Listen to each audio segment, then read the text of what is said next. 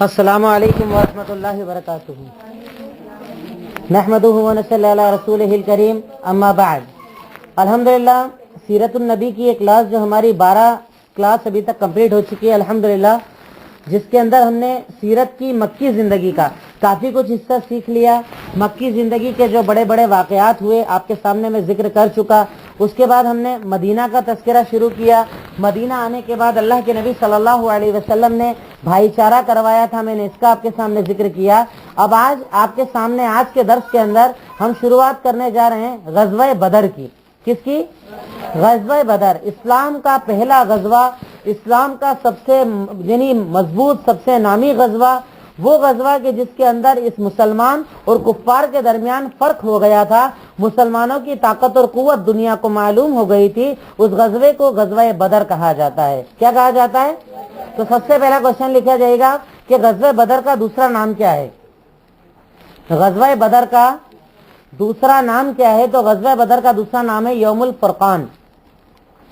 یوم الفرقان، فرقان مطلب فرق ہونے والا دن، کہ جس دن حق اور باطل میں فرق ہو گیا تھا.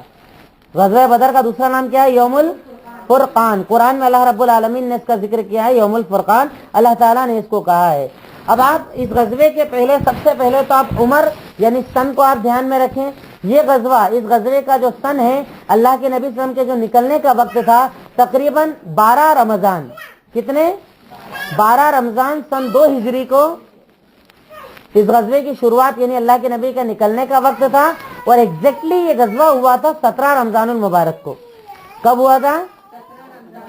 17 رمضان المبارک کو غزوہ بدر ہوا تھا. یہ وہ غزوہ تھا کہ آپ اگر اس کے دیکھیے، اس غزوے کو سمجھنے کے لیے ضروری ہے کہ ہم ہجرت کے واقعات کو اپنے ذہن میں رکھیں. کہ آپ کے سامنے میں نے ذکر کیا کہ کیسے صحابہ کرام کو پریشان کر کے مکہ سے نکالا گیا، مارا گیا، پیٹا گیا، تکلیف دی گئی، شہید کیا گیا، پتھروں پر رگڑا گیا، ان کے جسموں کو خراب کیا گیا، شہادت کے بعد بھی انہیں تکلیفیں دی گئیں. اس دور سے نکلنے کے بعد صحابہ کرام نے اپنی ایک نئی زندگی کا آغاز کیا. وہ مکہ کہ جس کے اندر رہنے والوں نے آپ کے گھروں کو چھینا، تجارتوں کو چھینا، پیسہ چھینا، بیوی بچوں کو چھینا، اور خالی ہاتھ آپ کو کہاں کی طرف نکال دیا تھا؟ مدینہ کی طرف. کہاں نکال دیا تھا؟ مدینہ کی طرف. اب اس تکلیفوں کے دور سے جب مسلمان نکل کر مدینہ کے اندر آئے تو مدینہ آنے کے بعد ایک بہت بڑی ضرورت تھی کہ کفار مکہ کو سبق سکھایا جائے. کفار مکہ کو سبق سکھانا اس لیے ضروری تھا کہ اگر کفار مکہ پر سختی نہیں کی جائے گی تو وہ کفار مکہ جنہوں نے مکہ کے اندر مسلمانوں کو پریشان کیا تھا، وہ مدینہ آ کر پریشان کرنے میں بھی باز نہ آئیں گے، مدینہ آ کر بھی پریشان کریں گے، مدینہ کے اندر بھی مسلمانوں کو دین پر عمل نہیں کرنے دیں گے. یعنی اس سلسلے میں اللہ کے نبی صلی اللہ علیہ وسلم نے ایک عمل شروع کیا تھا. وہ عمل یہ تھا کہ آپ صلی اللہ علیہ وسلم نے کفار مکہ کے جو غزوات ہوا کرتے تھے، کفار مکہ کا جو سفر یعنی تجارت کے لیے مکہ والے جو جایا کرتے تھے، آپ نے ان راستوں کے اندر انہیں روک کر اس مال کو چھیننا شروع کر دیا. کیا کرنا شروع کر دیا؟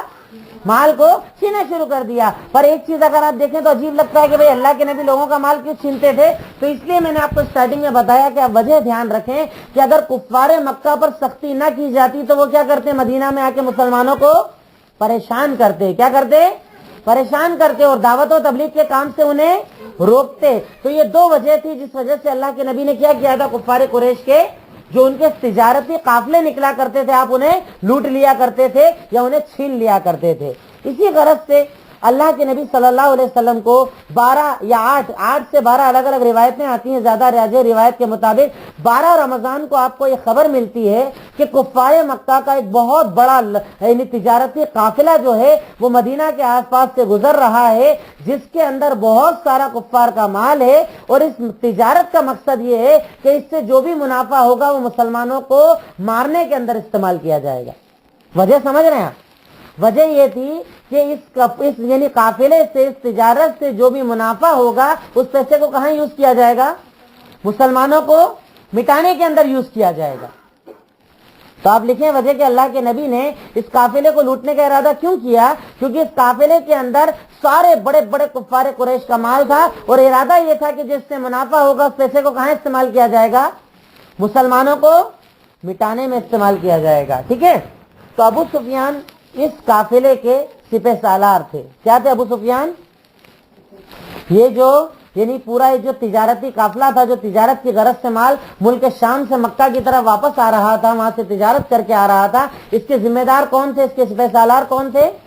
ابو سفیان۔ اس وقت ابو سفیان مسلمان نہیں ہوئے تھے، ابو سفیان مسلمان نہیں ہوئے تھے۔ تو ابو سفیان اس تجارتی قافلے کو لے کر ملک شام سے مکہ کی طرف واپس جا رہے تھے، راستہ مدینے کے قریب سے ہو کر گزرتا ہے۔ اس لشکر کے بارے میں آپ لکھیں یا اس قافلے کے بارے میں آپ لکھیں کہ اس کے اندر 1000 اونٹ تھے،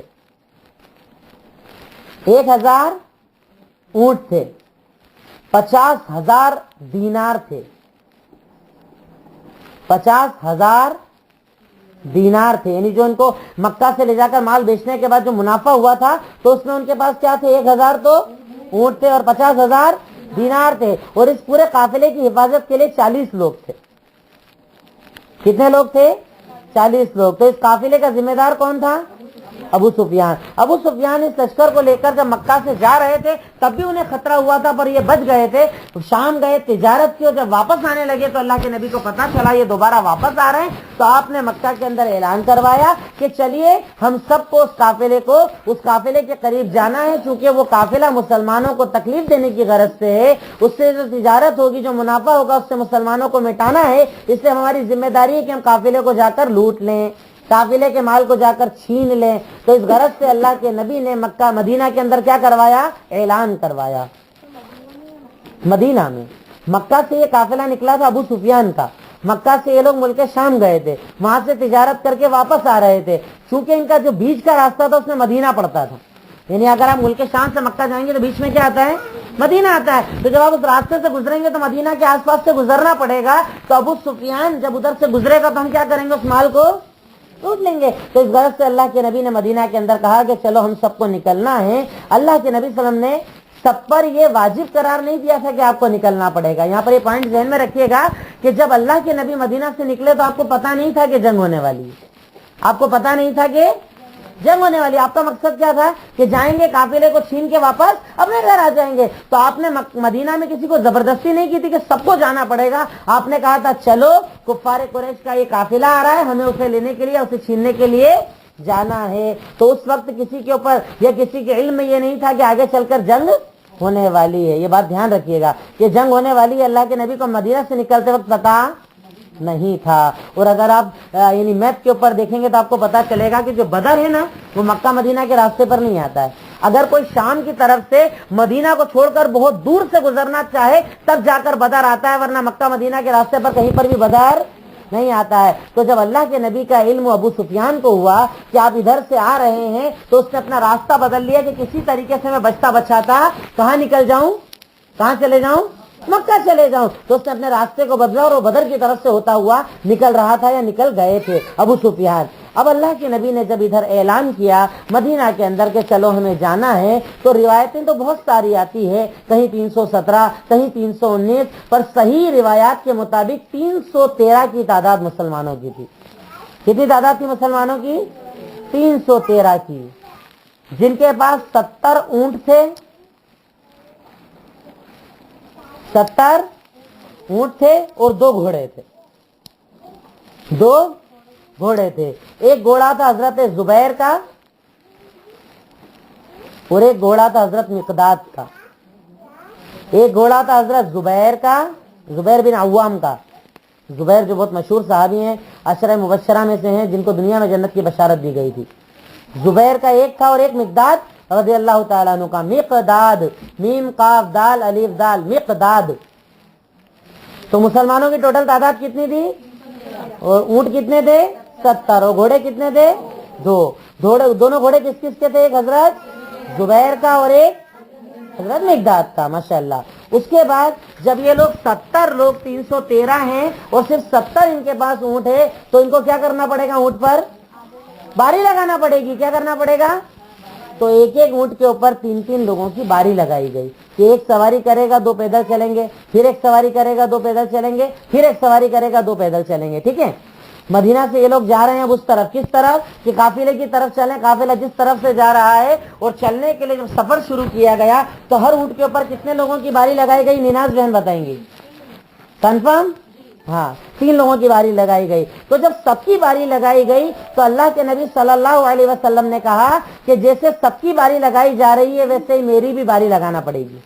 आप देखिए कि एक लीडर कैसा होता है, एक जिम्मेदार कैसा होता है, एक आइडियल कैसा होता है, कौम का रहबर कैसा होता है कि वो आवाम को तकलीफ देता है तो खुद साथ में भी तकलीफ उठाता है। ऐसा नहीं कि आवाम को बोलकर छोड़ता है, बल्कि साथ में खुद भी तकलीफ उठाता है। इधर अल्लाह के नबी ने कहा कि जैसे सबकी बारी लगा रहे हो वैसे मेरी भी बारी लगाओ। तो आपके साथ 2 लोगों की बारी लगाई गई, उनके नाम लिखिए। हजरत अली बिन अबी तालिब, हजरत अली बिन अबी तालिब लिखा नाम, और हजरत अबू लुबाबा, अबू अली बा वाव अबू लुबाबा, लाम बा अली लुबा बा और बोलता जी। हजरत अली बिन अबी तालिब और अबू लुबाबा। अब्दुल हसीब भाई का नाम कौन लिखवा रहे हैं जी? तो 3 लोगों की बारी लगाई गई। अल्लाह के नबी सल्लल्लाहु अलैहि वसल्लम, हजरत अली बिन अबी तालिब और अबू लुबाबा। अब ये जब बारिश शुरू होती है, ये लोग जब निकलना शुरू होते हैं, निकलते हैं, सफर का आगाज होता है, तो ये लोग क्या करते हैं, सबसे पहले अल्लाह के नबी को कहाँ बिठा देते हैं? ऊंट पर, कि भाई बारी तो लगाई है। अब सहाबा किराम थोड़ी पसंद करते थे कि बारी लगाई जाए, पर आपने बोला बारी लगाओ तो चलो लगवा ली। पर इनका इरादा क्या था कि भाई आपको उतरने ही नहीं देंगे, भाई आप ऊंट पर बैठे रहेंगे, हम उतरने ही नहीं देंगे, हम बोलेंगे हम पैदल चल रहे हैं, आप चलो। अब बारी लग जाती है, सफर का आगाज होता है। मैंने तारीख बताई, मैं आपको ये बताया। रुबीना बाजी आप बताएंगी कब सफर शुरू किया था? ये देखिए, ये सब एक साथ बोलेंगे, सारे तोतों की तरह बोलेंगे। हाँ, कितने रमजान को? माशाल्लाह, हाँ 12 रमजान सन 2 हिजरी। 12 रमजान सन 2 हिजरी को सफर का आगाज होता है। साहबा किराम निकलते हैं, 70 ऊंट पर 3-3 लोगों की बारी एक-एक ऊंट पर लगाई जाती है। अल्लाह के नबी के साथ हजरत अली और अबू लुबाबा की बारी लगती है। सफर के आगाज में अल्लाह के नबी ऊंट पर सवार होते हैं। जब चलने लगते हैं, थोड़ी दूर चलने के बाद जब बारी बदलने का वक्त आता है, सारे साहबा बारी बदलते हैं, तो ये अल्लाह के नबी भी क्या करते हैं? ऊंट से उतरने लगते हैं। अब जैसे उतरते हुए हजरत अली बिन अबी तालिब और अबू लुबाबा ने आपको देखा, वो सहाबा जो अपनी जान देना पसंद करते थे पर आप पर तकलीफ पसंद नहीं करते थे, वो कैसे बर्दाश्त करते कि अल्लाह के नबी पैदल चले और हम ऊंट पर सवार हो जाएं। दोनों एक साथ बोलते हैं कि अल्लाह के नबी आप ऊंट पर सवार रहिए, हम दोनों पैदल चलेंगे। क्या करेंगे हम दोनों? पर उस वक्त मेरे बताने का मकसद ये है कि ये किरदार है जो आपको अपने बच्चों को भी याद कराना चाहिए और खुद को भी याद करना चाहिए। आज हमारे अंदर इफ्तार का जज्बा ही नहीं है, एक दूसरे की हेल्प करने का जज्बा नहीं है, एक दूसरे के लिए खुद को तकलीफ देने का जज्बा नहीं है। वो हमारे नबी सैयदुल मुरसलीन वो आका और आपका आलम क्या था कि आप ऊंट से उतरने लगते हैं, दोनों सहाबी तड़प जाते हैं कि अल्लाह के नबी आप पैदल चलेंगे और हम सवार हो जाएंगे, हमारी ताकत नहीं है, ऐसा आप मत कीजिए। तब आपने एक जुमला कहा था, आपने एक बात कही थी, वो बात हम तमाम मोमिनों को याद रखना चाहिए। आपने इरशाद फरमाया, मा अंतुमा बि अक़वा मिन्नी व मा अना बि अग़ना अनिल अज्र मिनकुमा। ए मेरे दोनों सहाबा, ये जुमला लिखिएगा कि अल्लाह के नबी ने जब उन दोनों ने बोला कि आप मत उतरो, आप सवार रहो, पैदल चलेंगे, तो आपने क्या कहा? ए मेरे दोनों सहाबा, तुम मुझसे ज्यादा ताकतवर नहीं हो। ए मेरे दोनों सहाबा, तुम मुझसे ज्यादा ताकतवर नहीं हो, यानी जितनी तुम्हें पैदल चलने की ताकत है मैं तुमसे ज्यादा ताकतवर हूँ, पैदल रखता हूँ, पैदल चल सकता हूँ, इतनी ताकत रखता हूँ। और दूसरी जो अहम बात कही वो ये कि वमा अना बि अग़ना अनिल अज्र मिनकुमा, और जैसे तुम दोनों पैदल चलकर सवाब हासिल करना चाहते हो, मैं तुमसे ज्यादा सवाब हासिल करना चाहता हूँ। जैसे तुम दोनों पैदल चलकर सवाब हासिल करना चाहते हो, मैं तुम दोनों से ज्यादा जरूरतमंद हूँ और मैं तुम दोनों से ज्यादा सवाब हासिल करना चाहता हूँ। आपके 2 जुमले कितने कीमती जुमले, आप सोचिए। एक लीडर, एक जिम्मेदार, कितना प्यारा किरदार अल्लाह के नबी का था कि दोनों को समझा भी दिया, और समझाने का अंदाज कितना प्यारा है कि बुरा भी नहीं लगे। अंदाज इतना प्यारा है कि सामने वाले को बुरा भी नहीं लगे। हम में से कई बहनें ना बोलती, मैं तो हक बोलती हूँ, बुरा लगे तो लगे। ऐसे कड़क अंदाज में बोलेंगे, ऐसे सख्ती वाले अंदाज में बोलेंगे कि सामने वाला कभी आपकी बात कबूल नहीं करेगा, बल्कि करता भी होगा तो अमल करना छोड़ देगा। तो अल्लाह के नबी सल्लल्लाहु अलैहि वसल्लम का ये किरदार था कि आपने इरशाद फरमाया कि मेरे दोनों सहाबा में तुम दोनों से ज्यादा طاقتور ہوں اور تم دونوں پیدل چل کر جیسے ثواب حاصل کرنا چاہتے ہو میں تم سے زیادہ ثواب حاصل کرنا چاہتا ہوں. یہ بول کر آپ اترتے ہیں اور جیسے سب کی باری تھی ویسے ان کی بھی باری لگوا دیتے ہیں.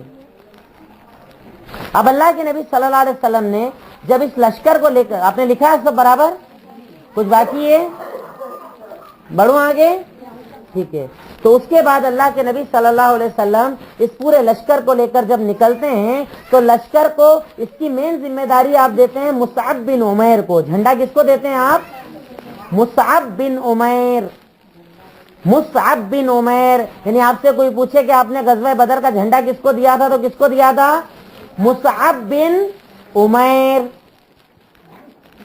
اور اس کے بعد آپ نے اس لشکر کو 2 حصوں میں بانٹا تھا. کتنے حصوں میں بانٹا تھا؟ 2 حصوں میں بانٹا تھا. جی, آپ سے کوئی کامن پوچھے کہ غزوہ بدر کا جھنڈا کس کے ہاتھ میں دیا تھا تو کس کے ہاتھ میں دیا تھا؟ مصعب بن عمیر. اور آپ نے اس لشکر کو 2 حصوں میں بانٹا تھا, ایک میں مہاجرین اور ایک میں انصار. ایک میں مہاجرین اور ایک میں انصار. مہاجرین کا ذمہ دار آپ نے بنایا تھا علی بن ابی طالب کو اور ایک میں انصار. اور مہاجرین کا جھنڈا آپ نے کس کو دیا تھا؟ حضرت علی بن ابی طالب کو. اور انصار کا جھنڈا دیا تھا سعد بن معاذ کو. آپ نے بنیادی طور پر اس لشکر کا جھنڈا دیا تھا مصعب بن عمیر کو. پھر اس لشکر کو 2 حصوں میں بانٹا تھا, ایک میں مہاجر ایک میں انصار. مہاجر کا جھنڈا کس کو دیا تھا؟ علی بن ابی طالب کو. اور انصاری کا جھنڈا کس کو دیا تھا؟ سعد بن معاذ رضی اللہ تعالیٰ عنہ کو.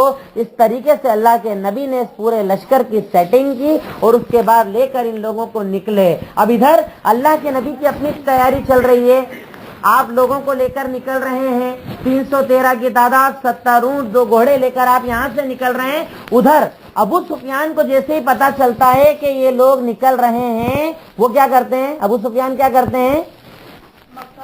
مکہ میں خبر بھجواتے ہیں کہ ایک آدمی کے ذریعے جن کا نام تھا زمزم, سواد زواد یا دواد جس کو آپ بولتے ہیں نا, وہ والا زمزم, پینے والا زمزم مت لکھ لیجیے گا. زمزم بن عمرو نام تھا. زمزم سواد اور زواد جو آتا ہے نا وہ والا زمزم. زمزم بن عمرو, عین میم را وا عمرو. آپ زمزم بن عمرو کو بھیجتے ہیں ابو سفیان کہ جاؤ مکہ والوں کو بتاؤ کہ تمہارے قافلے پر حملہ ہونے والا ہے. کیا ہونے والا ہے؟ حملہ ہونے والا ہے, آؤ اور بچاؤ, جلدی آؤ اور بچاؤ.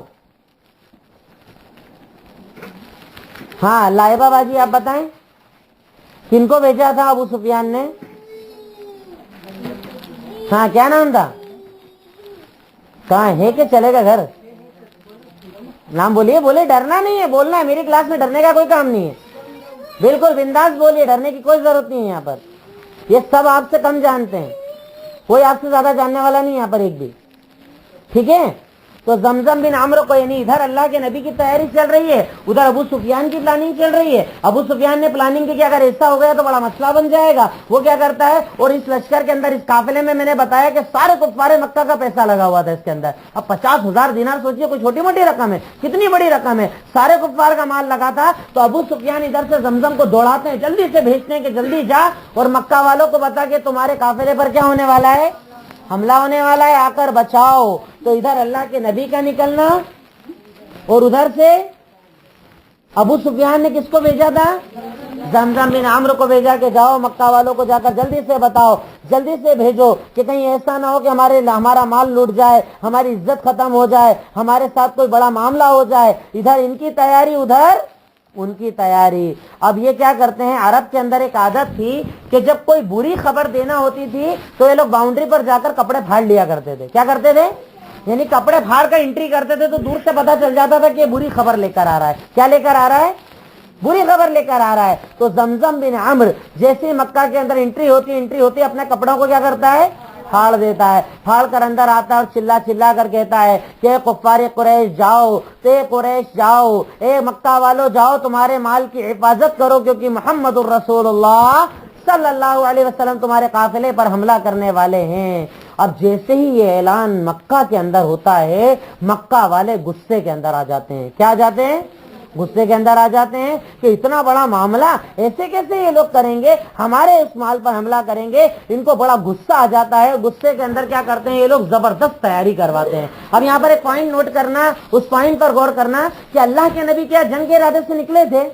नहीं निकले थे। अल्लाह के नबी नॉर्मल निकले 313 को लेकर, पर मक्का वाले किस इरादे से निकले थे? जंग के। कि इनकी इतनी हिम्मत, अब जाएंगे और एक साथ सबको क्या करेंगे, खत्म कर देंगे। क्या करेंगे, सबको खत्म कर देंगे। तो अब बताइए लश्कर ज्यादा हेवी किसका होगा? भाई जो तैयारी करेगा उसका होगा या जो ऐसे निकलेगा उसका होगा? यकीनन तो कुफ्फार कुरैश ने जोरदार जल्दी से जल्दी तैयारी की। और तैयारी में क्या किया इन लोगों ने? 1300 लोग। कितने लोग थे इनके? 1300 इंसान, यानी 1300 लोग।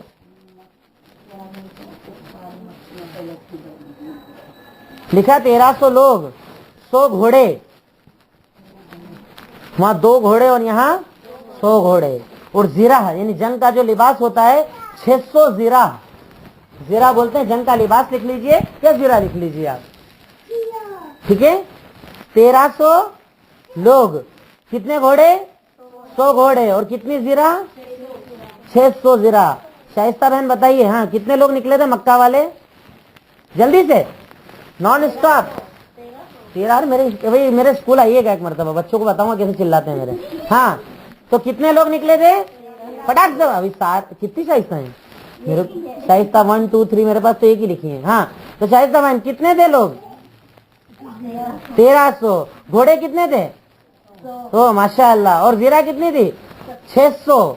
माशाअल्लाह। और ऊंटों की तो कोई तादाद ही नहीं बताई गई। इतने ऊंट थे कि जिसकी कोई तादाद नहीं थी। क्योंकि अरब के अंदर क्या होता है कि ऊंट को वो लोग ज़िबा भी करते हैं। ऊंट को क्या करते हैं? ज़िबा करके खाते हैं। तो सवारी के लिए भी लाए थे और खाने के लिए भी लाए थे, इसलिए ऊंट की कोई तादाद नहीं थी। यानी आप लिख सकते हैं कि ला तादाद ऊंट थे, बिना एंट्री के, यानी बिना गिनती के ऊंट लेकर आए थे। तो अब इधर मुसलमानों का एक छोटा सा लश्कर और कुफ्फारे मक्का का एक बड़ा सारा लश्कर। अबू जहल इसका सरदार था। कायद कौन था? जिम्मेदार कौन था? अबू जहल था। कौन था जिम्मेदार? अच्छा आपसे कोई पूछे कि मुसलमानों के लश्कर के जिम्मेदार कौन थे? यही मैं जानना चाहता था। झंडा था उनके पास, जिम्मेदार कौन थे? जिम्मेदार यकीनन आप सल्लल्लाहु अलैहि वसल्लम थे। और इधर कुफ्फारे मक्का का जिम्मेदार कौन था? अबू जहल। अबू जहल। अबू जहल निकलता है, इधर ऐलान करता है, अपने आसपास के कबीलों को जमा करता है, एक बड़ी तादाद को जमा करता है कि चलो निकलेंगे और ले जाकर क्या करेंगे? मुसलमानों को खत्म कर देंगे, एक साथ जाकर उन पर हमला करेंगे। और इस पूरे वाक़े का जिक्र अल्लाह ने कुरान में 2 जगह किया, आपको खुद देखना है वहां पर। एक तो सूरह अनफाल, सूरह अनफाल आयत नंबर 47 की बात की आयतें हैं। सूरह अनफाल आयत नंबर 47। और दूसरी जिस जगह जिक्र किया है सूरह आले इमरान। सूरह आले इमरान के अंदर भी अल्लाह रब्बुल आलमीन ने इसका जिक्र किया है। आले इमरान की आप आयत नंबर 120-21 के बाद की आयतें देख सकते हैं। 120-21 के बाद की कई आयतों के अंदर अल्लाह रब्बुल आलमीन ने जिक्र किया है 120 के बाद, ठीक है। सूरह अनफाल की आयत नंबर 47 और सूरह कौन सी बताई मैंने? आले इमरान की आयत नंबर 120 के बाद की जो आयतें हैं उसमें अल्लाह रब्बुल आलमीन ने इस पूरे वाक़े का जिक्र किया है। मैं आपके सामने सूरह अनफाल की सिर्फ कुछ आयतें रखता हूं जिसमें अल्लाह ताला ने उनके निकलने के अंदाज का जिक्र किया है कि वला तकूनु कल्लज़ीना खरजू मिन दियारिहिम बतरन व रियाअन नास, कि तुम उन लोगों की तरह ना हो जाना कि जो अपने घरों से अकड़ते हुए निकले थे। कैसे निकले थे कुफ्फारे कुरैश? अकड़ते हुए निकले थे। रियान नास, रियाकारी करते हुए निकले थे, यानी इतने घमंड और तकब्बुर में निकले थे कि मुसलमान हैं क्या, इनकी तादाद क्या है, इनकी कुव्वत क्या है, इनकी हैसियत क्या है, अभी जाएंगे और सबको क्या करेंगे? खत्म कर देंगे। तो ये लोग कैसे निकले थे? अकड़ते हुए, घमंड करते हुए, रियाकारी करते हुए, अल्लाह के रास्ते से रोकने के मकसद से निकले थे। अल्लाह के रास्ते से रोकने के मकसद से निकले थे। पर जब इन लोगों ने निकलने का इरादा किया तो इन्हें खतरा ये लगा था। इनके पास, कुफ्फारे मक्का के पास एक कबीला था बनु बकर, बा नून वाव बा काफ रा, बनु बकर, बनु बकर। कुफ्फारे मक्का जब निकलने का इरादा करते हैं तो इन्हें खतरा था बनु बकर का। किसका खतरा था? بنو بکر کا خطرہ یہ تھا کہ ہم سب اتنے سارے نکل جائیں گے تو کہیں پیچھے سے ہمارے گھر پر حملہ نہ کر دیں، کیونکہ میں نے بتایا آپ کو پہلے بتائی تھی یہ چیز کہ کفار میں ہمیشہ قبیلوں میں کیا چلتی تھی، جنگیں چلا کرتی تھی، تو انہیں ڈر لگا کہ کہیں ایسا نہ ہو کہ اپن نکلے اور پیچھے سے کون حملہ کر دے گا، بنو بکر حملہ کر دے گا۔ اس وقت میں ایک شخص یا ایک کہیں جسے کہ مومنوں کا مسلمانوں کا کھلا دشمن، اس وقت ایک انسانی شکل کے اندر اخنس بن شریک کی شکل میں بنو بکر کے ایک بہت بڑے انسان تھے جن کا نام تھا اخنس۔ کیا نام تھا؟ الف خا نون سین، اخنس۔ اخنس اخنس بن شریک کی شکل میں یا شریک کی شکل میں کون آتا ہے؟ ابلیس۔ کون آتا ہے؟ ابلیس۔ یعنی ان کو ڈر لگا کہ بھائی نکلنا کینسل بھی کر سکتے تھے، جب ان کو ڈر لگا کہ کہیں ایسا نہیں ہو کہ اپن نکلے پیچھے سے بنو بکر حملہ کر دے، تو اخنس بن شریک کی شکل میں کون آیا؟ ابلیس آیا اور آ کر بولتا ہے کہ میں تمہارے ساتھ ہوں، چلو کوئی گڑبڑ نہیں ہوگی۔ دیکھیے شیطان ہمیشہ غلط کا ساتھ دیتا ہے۔ کس کا ساتھ دیتا ہے؟ قرآن میں اللہ تعالیٰ نے سورہ انفال کے اندر اسی کا ذکر کیا ہے کہ تم ان لوگوں کی طرح نہ ہو جانا جو عقل کر نکلے، گھمنڈ کرتے ہوئے نکلے، اللہ کے راستے سے روکنے کے لیے نکلے، جبکہ اللہ تعالیٰ تو سب جانتا تھا وہ لوگ کیا کر رہے ہیں۔ اور اس کے آگے اللہ کہتا ہے کہ جب شیطان نے ان کے لیے معاملات کو مزین کر دیا اور کہا کہ آج تمہیں کوئی ہرانے والا نہیں، میں تمہارا ساتھی ہوں۔ کیا ہوں؟ میں تمہارا ساتھی ہوں۔ تو اب آپ سے اگر کوئی پوچھے کہ کفار مکہ جب نکلنے لگے تو انہیں کس قبیلے کا ڈر لگا تھا؟ بنو بکر کا۔ جب بنو بکر کا ڈر لگا، رشیدہ بہن بتائیں گی، جب ڈر لگا تو ابلیس کس کی شکل میں آیا تھا؟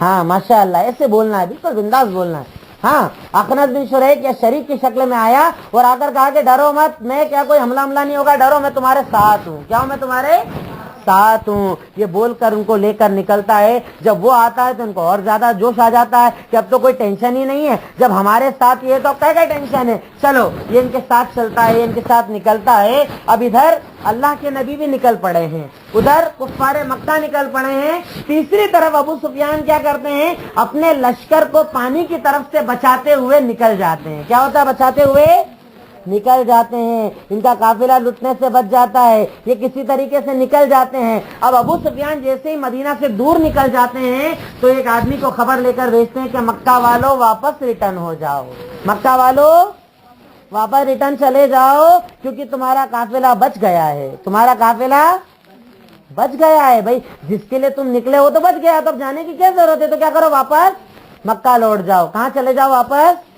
اور یہ خبر ان کے پاس پہنچی تھی مقام جحفہ میں، جیم ہا فا بولتا، جحفہ، مقام جحفہ۔ مقام جحفہ میں یہ خبر جب ان تک پہنچتی ہے کفار مکہ کے پاس کہ ہمارا وہ قافلہ جس کو ہم بچانے کے لیے نکلے تھے وہ بچ گیا ہے، ابو سفیان نے بولا جاؤ ریٹرن چلے جاؤ۔ اب یہاں پر کنفیوژن ہو جاتا ہے کہ واپس جائیں کہ آگے بڑھیں، کیونکہ ابو جہل کی چاہت تھی کہ جانا ہے، مسلمانوں پر حملہ کرنا ہے اور انہیں ختم کر کے سبق سکھانا ہے، جبکہ سب کا یہ ارادہ نہیں تھا۔ تو جب یہ خبر آتی ہے کہ لشکر ہمارا بچ گیا ہے تو آدھے لوگ کیا ارادہ کرتے ہیں کہ واپس کہاں چلو، مکہ چلو۔ کیا کرو؟ مکہ چلو۔ پر ابو جہل بولتا نہیں، واپس نہیں جائیں گے، حملہ کریں گے، وہاں پر جائیں گے، بدر کے میدان میں پہنچیں گے، 3 دن تک وہاں رہیں گے، اونٹ کاٹیں گے، کھائیں گے، پیئیں گے اور سارے دنیا کو یہ بتائیں گے کہ ہم کتنے طاقتور ہیں، ہم کسی سے ڈرنے والے نہیں ہیں۔ ابو جہل کہتا ہے وہاں جائیں گے اور کتنے دن رہیں گے، 3 دن رہیں گے، وہاں گوشت کھائیں گے، وہاں پر ہم ان کے یہاں جو اس زمانے کے اندر نعتوں کا یا الگ الگ پڑھنے کا جو سسٹم تھا وہ سب کریں گے، شعر شاعری چلے گی اور 3 دن بعد واپس ریٹرن آئیں گے تاکہ دنیا کو پتا چلے کہ ہم کسی سے ڈرنے والے نہیں ہیں۔ یہ ارادے کے ساتھ جب ابو جہل یہ ارادہ کرتا ہے اور اعلان کرتا ہے تو اس وقت کے اندر ایک قبیلہ تھا بنو زہرہ، بنو زہرہ، بنو زہرہ، زا چھوٹا ہا را گولتا، بنو زہرہ۔ بنو زہرہ کے جو لوگ تھے وہ کہتے ہیں کہ بھئی ہمارا تو مقصد لڑائی کرنا نہیں تھا، ہمارا مقصد قافلے کو بچانا تھا، اب بچ گیا ہے تو وہ اپنے 300 لوگوں کو لے کر کیا ہو جاتے ہیں، ریٹرن ہو جاتے ہیں۔ تو اب کتنے بچے؟ 13 کتنے بتائے تھے میں نے پہلے آپ کو؟ 1300 مائنس 300 کتنے بچے؟ 1000۔ 300 لوگوں کے لے کر بنو زہرہ کیا ہو جاتے ہیں، وہاں سے مقام جحفہ سے ریٹرن ہو جاتے ہیں. بولتے بھائی ہمارا مقصد یہ سب نہیں تھا, ہم وہاں لڑنے کے لیے تھوڑی جا رہے تھے, ہم تو قافلے کے لیے جا رہے تھے. جب ہمارا قافلہ بچ گیا تو ہمیں جنگ کرنے نہیں جانا ہے. بنو زہرا کے یہ 300 لوگ جو وہاں پر موجود تھے, یہ اپنے اس لشکر کے ساتھ 300 لوگوں کے ساتھ کہاں ریٹرن ہو جاتے ہیں واپس. لیکن ابو جہل بولتا ہے کہ نہیں, ایسا نہیں ہوگا, اب تو جنگ ہوگی, اب تو مسلمانوں کو سبق سکھائیں گے اور اس کے بعد ہی ہم ریٹرن جائیں گے. بڑے ہی تکبر کے ساتھ, بڑے ہی تکبر بھرے انداز کے ساتھ ابو جہل یہ بات کہتا ہے اور لوگوں کو لے کر کس طرف آگے بڑھتا ہے, مقام بدر کی طرف. کس طرف؟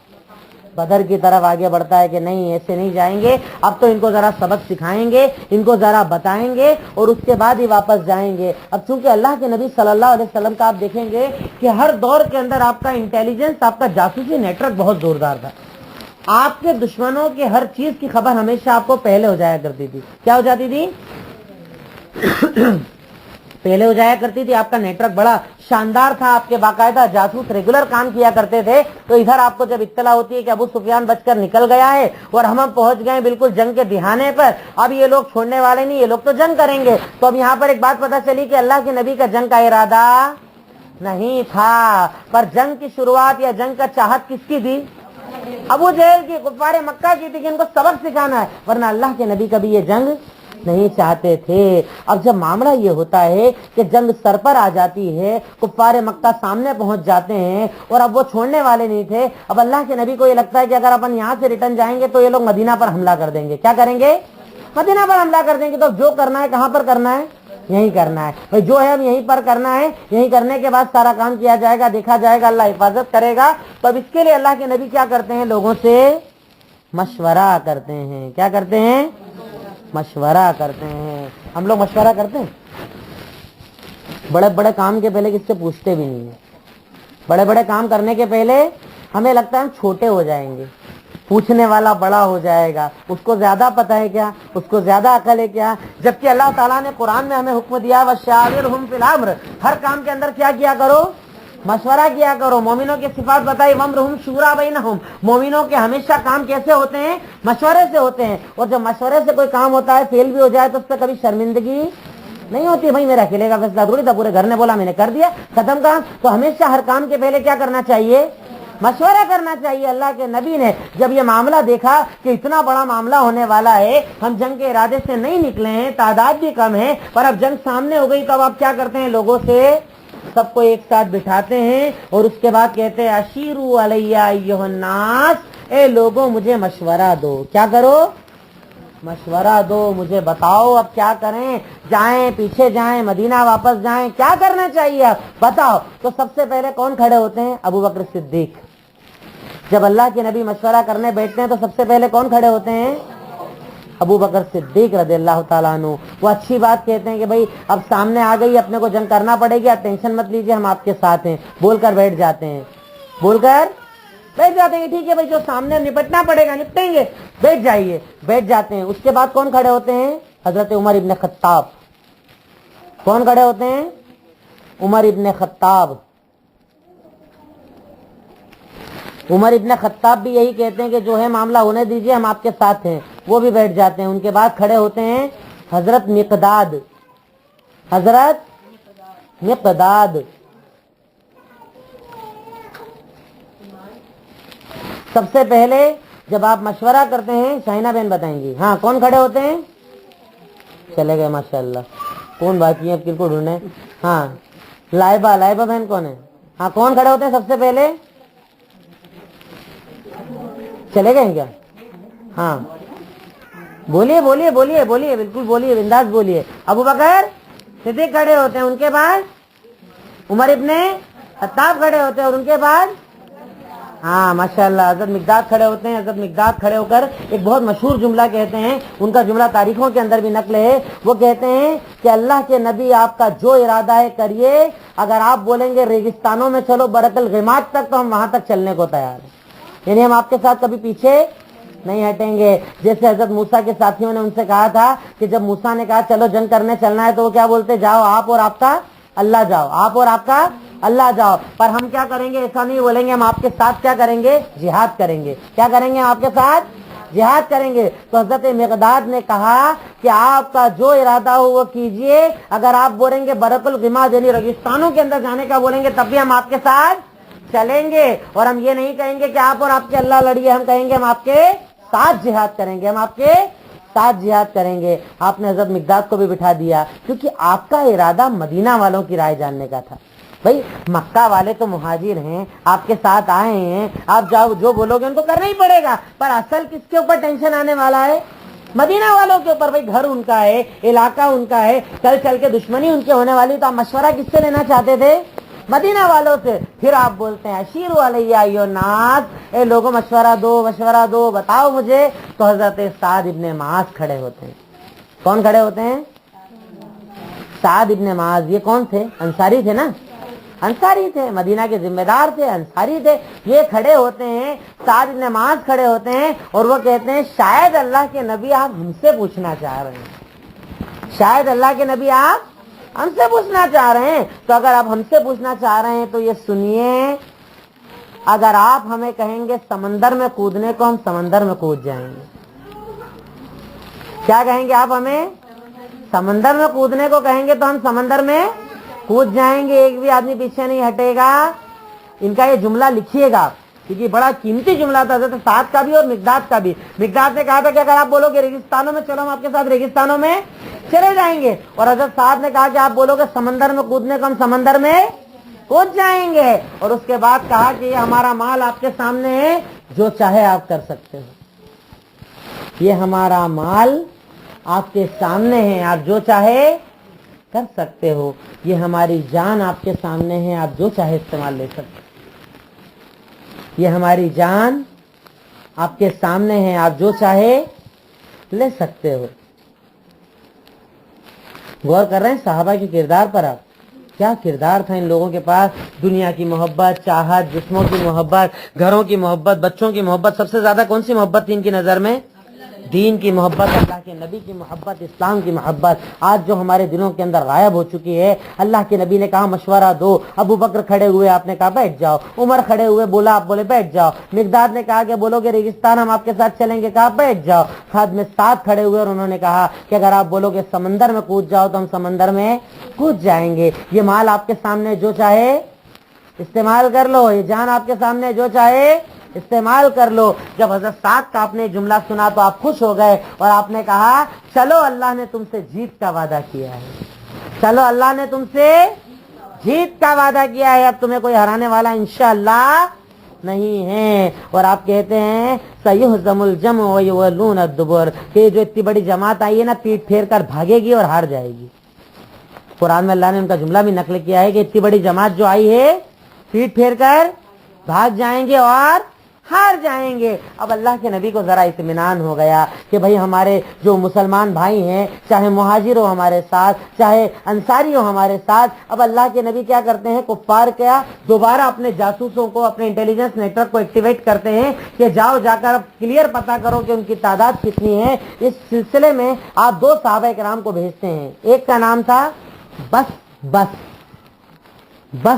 बिन अम्र नाम था इनका, आप सिर्फ बस लिख सकते हैं, बासीन।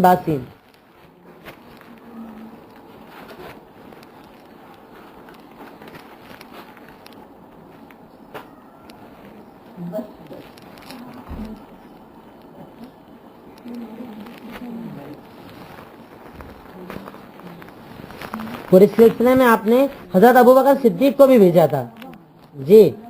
इस सिलसिले में आपने हजरत अबू बकर सिद्दीक को भी भेजा था। और एक साहबी थे जिनका नाम था अदी। क्या नाम था? अदी, ऐन दाल या अदी। मैं इनके वालिद का नाम इसलिए नहीं बताता हूँ क्योंकि और ज्यादा डिटेलिंग हो जाएगी आपको, और फिर आप लोग पहले ही पढ़ते भी इतनी डिटेल के अंदर है। हाँ, दो सहाबा किराम को आपने अपने नेटवर्क के लिए, जासूसी के लिए भेजा था कि पता करे तादाद वगैरह क्या है। तो किन किन को भेजा था? हजरत बस को और हजरत अदी को। दो सहाबा किराम को भेजा कि उनकी डिटेल लेकर आइए, उनके बारे में पता कीजिए, उनकी एक्टिविटीज का पता कीजिए। इधर खुद आप भी उस कोशिश में लग गए कि पता करें। अब आप ये बताइए, इससे आपको क्या पता चलता है? अल्लाह के नबी किस सिलसिले को यूज कर रहे हैं? जासूसी नेटवर्क को यूज कर रहे हैं। तो पहली चीज इससे पता चली कि हमेशा हमें असबाब को इस्तेमाल करना चाहिए। सही, अगर अल्लाह ताला ने आपको कोई ताकत दी है, जो भी वसीला, जो भी जरिया आपके पास है, उसे استعمال کرنا چاہیے. بھائی اللہ کے نبی چاہتے تو استعمال کرنے کی ضرورت تھی آپ کو؟ بھائی اللہ کو بولتے اللہ بتا دیتا. پر آپ امت کو سکھا رہے ہیں کہ مومنوں کو ہمیشہ چاک چوکنا رہنا چاہیے اور اپنا جاسوسی نیٹ ورک ہمیشہ کیسا کر کے رکھنا چاہیے؟ ایکٹیویٹ کر کے رکھنا چاہیے. آپ کو دشمنوں کی خبر ہونا چاہیے, آپ کو اپنے خلاف ہونے والی سازشوں کا پتہ ہونا چاہیے, اسباب کو اختیار کرنا چاہیے. ہمیشہ ہمیں اسباب کو اختیار کرنا چاہیے. اس سے پتہ چلتی ہے بات ہمیں کہ اسباب کو اختیار کرنا چاہیے. ادھر آپ لکھیں کہ کافروں کی جو جماعت, کافروں کا جو لشکر آیا تھا, اس کے کچھ مشہور لوگوں کے آپ نام لکھ لیجئے. کافروں کا جو لشکر آیا تھا اس کے کچھ مشہور جو بہت بڑے بڑے سردار تھے, کچھ کے نام میں آپ کو لکھوا رہا ہوں, لکھ لیجئے مشہور سرداروں کے نام جو جنگ بدر کے اندر, غزوہ بدر کے اندر آئے تھے. ایک کا نام تھا عتبہ, عین تا با گولتا عتبہ. دوسرے کا شیبہ,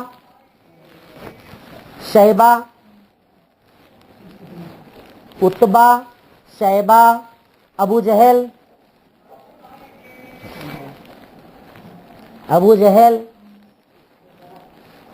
ابو البختری, الف با واو ابو البختری, الف لام با خا تا را گولیا, یا جو لکھتے ہیں ابو البختری. پھر حکیم بن حزام.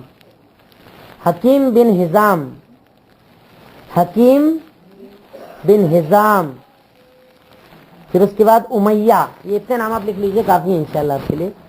عتبہ, شیبہ, ابو جہل, ابو البختری, حکیم بن حزام اور امیہ.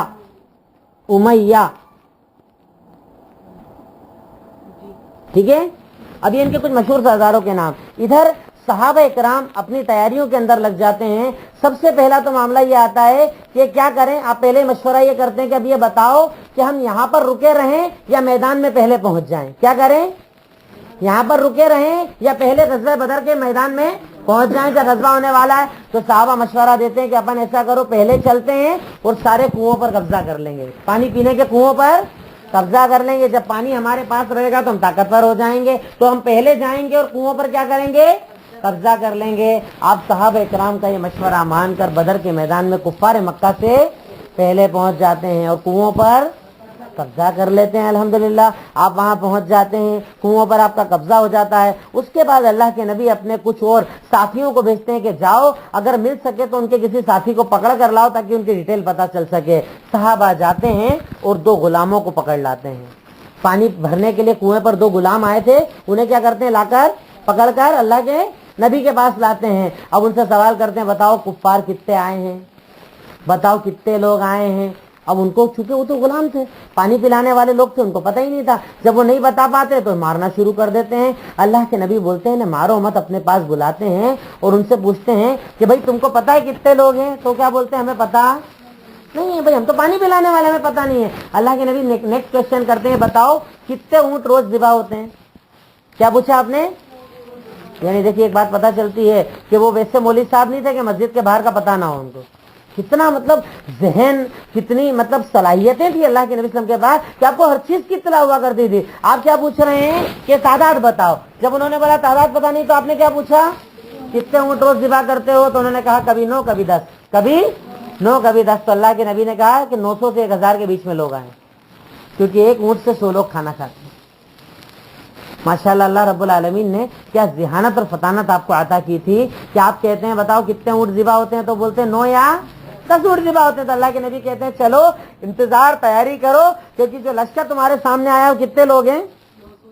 900 سے 1000 کے بیچ میں ہے. تو اب تیاری کرو. مسلمانوں کو تیاری کا حکم دیا جاتا ہے. اللہ کے نبی صلی اللہ علیہ وسلم پہلے بدر کے میدان میں پہنچ جاتے ہیں. بدر کے میدان کے اندر یہ 16 رمضان المبارک کی رات ہے. 17 کی مطلب رات پہلے آتی ہے, 17 رمضان المبارک کی رات اسٹارٹ ہو جاتی ہے. اللہ کے نبی صلی اللہ علیہ وسلم صحابہ اکرام کو کہتے ہیں کہ اب تم سب آرام سے سو جاؤ. کیا کرو رات کو سب آرام سے, کیونکہ کفار کے اندر یہ عادت تھی, یہ لوگ رات کے اندر رات میں جنگ نہیں کرتے تھے. تو اللہ کے نبی ان کو کیا کہتے ہیں, تم لوگ سب رات میں آرام کرو. اور خود کیا کرتے ہیں, اللہ اکبر. اللہ رب العالمین کے حضور میں کھڑے ہو کر کندھے پہ ایک چادر ہے, ہاتھ اٹھا کر اللہ سے دعا مانگتے ہیں, اللہم انجز لی ما وعدتنی, اے اللہ تو نے مجھ سے وعدہ کیا تھا نا مومنوں کی مدد کرنے کا, اللہ تو اپنا وعدہ پورا کر دے, اللہ تو اپنا وعدہ پورا کر دے, اللہ تو اپنا وعدہ پورا کر دے, اللہ مومنوں کی مدد کر دے, اللہ تو اپنا وعدہ پورا کر دے. اتنی دعا مانگتے ہیں, اتنی دعا مانگتے ہیں کہ اتنے جوش کے اندر ہاتھ اٹھاتے ہیں کہ آپ کی چادر زمین پر گر جاتی ہے, آپ کی پیٹھ پوری اوپن ہو جاتی ہے. حضرت ابو بکر صدیق پیچھے سے آتے ہیں, آپ کے کندھے پر چادر ڈال کر کہتے ہیں کہ کافی ہے, اللہ تعالیٰ آپ کی دعا ضرور قبول کرے گا, اللہ تعالیٰ آپ کی دعا ضرور قبول کرے گا. اللہ کے نبی کیوں اتنے پریشان ہو رہے ہو, اللہ تعالیٰ ضرور آپ کی دعا قبول کرے گا. اور اللہ تعالیٰ نے اس چیز کا بھی ذکر کہ جب اللہ کے نبی نے مدد مانگی تو اللہ نے مدد بھیجی, اس کا بھی ذکر اللہ تعالیٰ نے کہاں کیا ہے, جو میں نے آپ کو پہلے کون سی, میں جن کا نام لوں گا وہی بتائیے گا, پیچھے نہیں پلٹنا ہے. ہاں نازیہ بہن بتائیے کون کون سی 2 صورتیں بتائی تھی, اور آل عمران. ماشاء اللہ, سورہ انفال کے اندر اللہ رب العالمین نے اس کا ذکر کیا ہے کہ اللہ کے نبی جب کھڑے ہوئے میدان کے اندر صحابہ کو بولا تم سو جاؤ, تم سو جاؤ, اور خود دعائیں مانگ رہے ہیں, دعائیں مانگ رہے ہیں, اللہ ہماری مدد کر, اللہ ہماری مدد کر. تو اللہ نے مدد کا یقین دلایا, مدد کا وعدہ کیا. یہاں پر آپ کو کیا پتا چلتا ہے بھائی, مثال کے طور پر آپ کے گھر میں کل ولیمہ ہونے والا ہے, گوشت کٹ گیا, کھانا بن گیا, بنانے والا بھٹیارا بھی آ گیا, سب کچھ ہو گیا, پھر بھی بھروسہ کس پر ہونا چاہیے, کھانے پر, گوشت پر, کھلانے والوں پر کہ اللہ پر. ایک مومن کو ہر حال میں, چاہے اس کی جیب میں پیسہ ہو, گاڑی خریدنے جا رہا ہو, سب کچھ ہو, پھر بھی مدد کس سے مانگنا چاہیے, کیونکہ وہ اسباب کا بنانے والا اگر وہ چاہے تو کام کو الٹا بھی کر سکتا ہے, وہ چاہے تو کام ہوتا ہے اور نہیں چاہے تو کام نہیں ہوتا. تو اس لیے ایک مومن کو طاقت ہونے کے بعد بھی دعا کس سے مانگنا چاہیے, یعنی دعا نہ مانگنے والا ایک طریقے سے تکبر کرنے والا ہوتا ہے. جو دعا نہیں مانگتا گویا کہ وہ تکبر کرتا ہے کہ اللہ مجھے ضرورت نہیں ہے, جبکہ اللہ رب العالمین کی مدد کے بنا ہم کچھ بھی نہیں کر سکتے ہیں. تو اللہ کے نبی رات میں دعا مانگتے ہیں اللہ رب العالمین سے, رات بھر دعائیں کرتے ہیں. اسی رات میں اللہ تعالیٰ ایک ٹھنڈی بارش نازل کرتا ہے اور مومنوں کو ایک نیند نازل کرتا ہے, تھوڑا آرام وہ لوگ کر لیتے ہیں تاکہ صبح تندرستی کے ساتھ اٹھیں اور اللہ رب العالمین کے راستے میں قتال کر سکیں. اس کے بعد کا واقعہ یعنی جو یہ قتال ہے صبح جو ہوا تھا, اس کا ذکر انشاءاللہ اگلے ہفتے آپ کے سامنے آئے گا. اللہ رب العالمین ہم تمام کو ان باتوں کو یاد کرنے کی توفیق عطا فرمائے. السلام علیکم ورحمۃ اللہ.